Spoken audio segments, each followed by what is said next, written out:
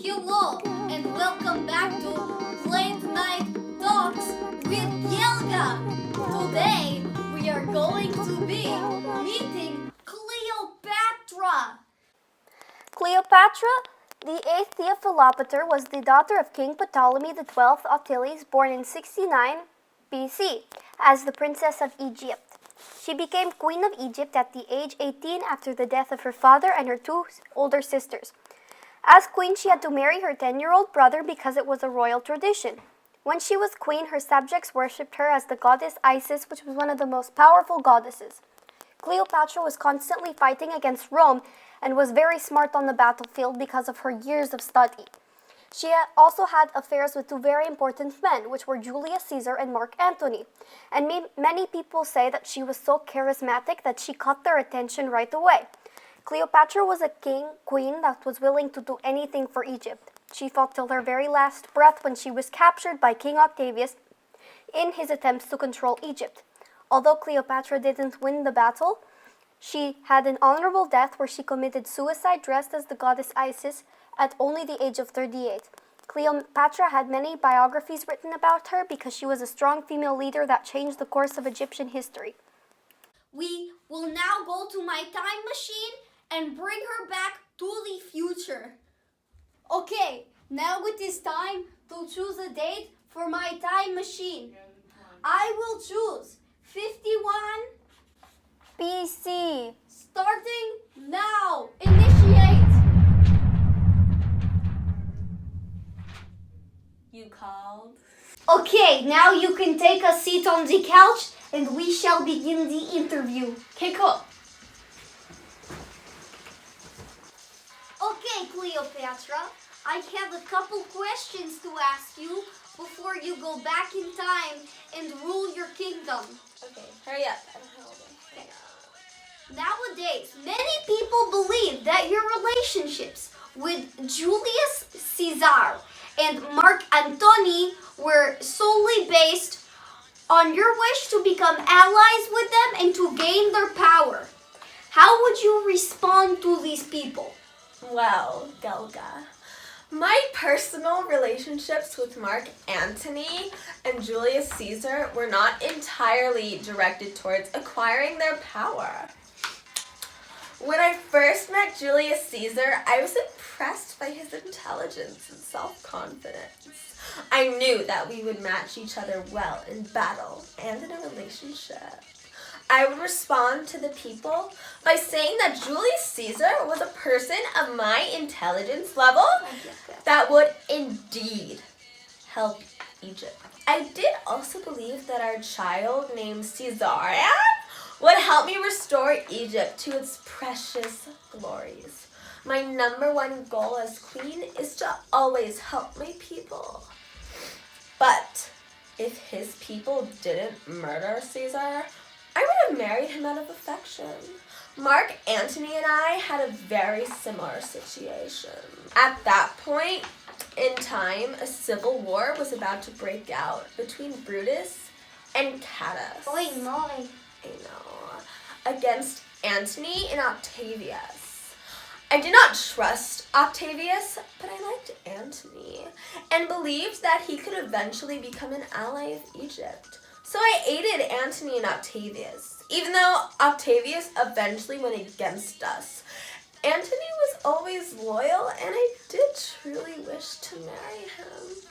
In part, I had a relationship with these men because of their power, and would have gotten married if that was possible. Many people believe that the Battle of Actium was doomed from the start, and that the plan was to play defense, and if something went wrong, it was to flee. And that you were too much of a coward to actually fight Octavius. Now that you know the outcome of this battle, would you have fought it differently?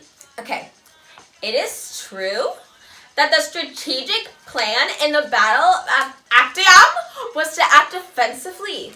Okay, this was only because I did not have as strong of an army as Octavius had. Antony's and my soldiers were not trained to the same caliber army. Okay? Octavius had also destroyed our Navy supply base, so we had less supplies. That's not fair. If I could have fought the battle any differently, I would not have brought so many treasure hidden in the flagships of my ships. At that time, I thought that we would need to have treasure nearby so Octavius couldn't raid Egypt. Now I realize that I should have just kept my treasure well guarded in Egypt so that abandoning my fleet of ships would not be as costly. I also realize now that Antony and I shouldn't have placed our base near a gulf because Octavius easily blocked us in and we barely escaped. In response to the first half of your question, it's a really long question. I was scared of Octavius and we did not plan an escape because we knew it would be really difficult to win this battle. I do believe thinking we would lose this fight was justified because in the end, Antony did lose almost all his ships, which is really rude. And without an escape plan, we would have died right away. That would not be good. Okay, I see your point there. It's okay. Do you think how you grew up affected how you ruled as queen later on in life because it was such a competitive environment?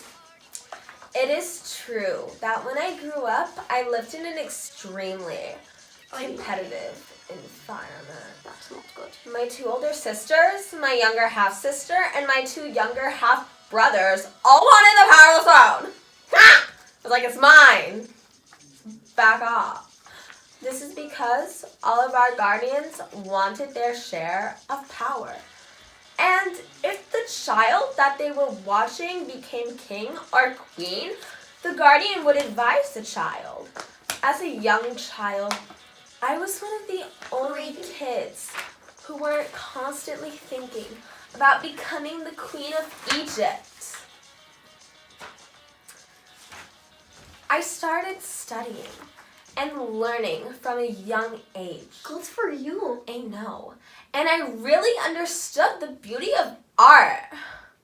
This gave me an advantage because my father was very appreciative of the arts. So many people thought I was his favorite child. When my father left Egypt to go ask for help in Rome, my oldest sister tried to take over.